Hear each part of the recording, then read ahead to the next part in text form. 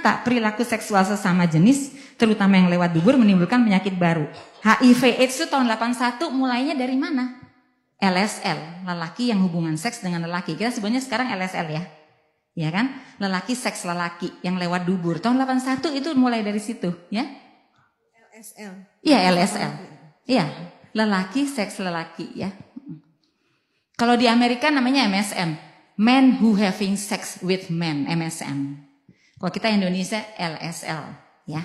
Kemudian sarkoma Kaposi generasi baru. Saya ikut waktu itu San Diego tahun 2016. Itu kok ada penyakit baru, ngerikan sekali loh. Nggak ada obatnya ya. Mulainya di Amerika juga yang perilaku LSL lewat dubur.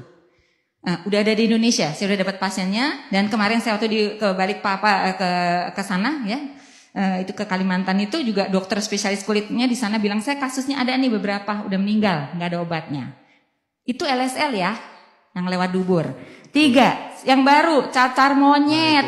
Tuh sekarang dimulainya dari itu. Jadi ini penyakit memang karena itu nggak sesuai dengan fitrah manusia. Setuju kan semuanya? Yang kita takut adalah penyakitnya nih. Ya kan? Nah, ini tinggi sekali ya sekarang di Indonesia yang terbaru ya. Mulai 2020 ini data Kemenkes ya. Dari seluruh provinsi di Indonesia ya. Itu faktor resiko HIV tertinggi saat ini mulai 2020 dari LSL yang lewat dubur. Kalau yang tadi suka sama suka nggak ada pencegahannya, gimana caranya nggak dilarang. Itu bagaimana Indonesia 10 tahun lagi. Ya. Bu, tapi setahu saya itu perilaku itu bukan hanya di homoseksual ya, tapi juga heteroseksual. Yang jadi persoalan dari persoalan HIV, penyebaran HIV itu adalah perilaku yang bergonta-ganti pasangan. Nah, memang perilaku seksual permisif ini memang berpotensi terhadap yang homoseksual, tapi juga yang melakukan hubungan dengan LSL itu juga ada laki-laki heteroseksual. Jadi intinya itu adalah perilaku gonta-ganti pasangannya yang bermasalah. Betul, tapi bukan hanya itu. Karena emang dari CDC paling gampang penularan IMS dan HIV adalah lewat dubur. Iya, karena memang perilakunya maksudnya atau dia satu, kesetiaan. Saya mengapresiasi data-data yang disampaikan, tetapi kita juga mesti empati dari mana ini berasal. Tunggu dulu, akarnya seperti apa? Betul, jadi saya juga sudah 5 tahun ya Pak Karni membantu Pemkot Depok ya, tiap 3 bulan itu mengumpulkan 100 sampai 150 penderita HIV ya. 90 diantara mereka adalah LSL. Tuh, bukannya dia ini. Iya, saya ingin tahu apa latar belakang dia. Apa pekerjaan ini? Apa dari data-data ini kita harus tahu gitu. Betul tahu. Jadi kebanyakan mereka tuh terjun sebagai PS ya kan. Tunggu dulu, ini belum selesai. Jadi pendampingannya bukan hanya dari kesehatan kita obatin, kemudian ada pendampingan psikologis, pendampingan agama, dan yang paling penting adalah Pak Karni diberikan keterampilan gratis, Pak. Karena orang yang udah HIV ya atau IMS yang lain kayak sifilis dan lain-lain itu udah lemes, nggak bisa, jadi kurus kering.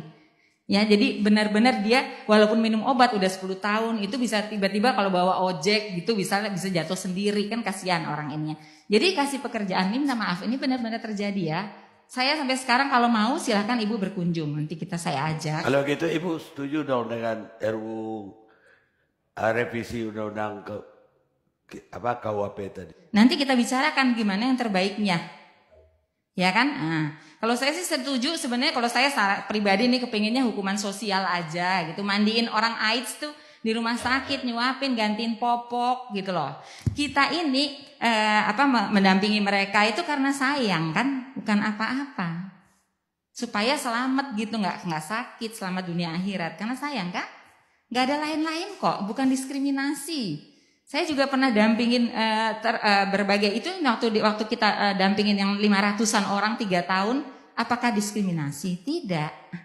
Iya, jadi Ini Ya. maksud saya, kita kan sekarang konteksnya membahas RUKUHP. Apakah mereka sudah mengalami katakanlah korban ya, ini kan ya dengan penyakit-penyakit itu. Lalu tiba-tiba kita ingin itu dikriminalkan. Kalau jadi udah saya- jatuh, Betul. tertimpa tangga lagi. Apakah mau kita kriminalkan? Boleh nggak kalau Iya. gitu kita bicara sama-sama duduk nih apa ya sebaiknya supaya pencegahan supaya tadi perilaku ini kan nggak boleh karena nggak sesuai dengan tadi. Kenapa nggak boleh? Karena ternyata emang bikin penyakit gitu ya kan? Gimana caranya supaya hukumnya ini baik untuk semua gitu. Tapi tetap nggak boleh kan?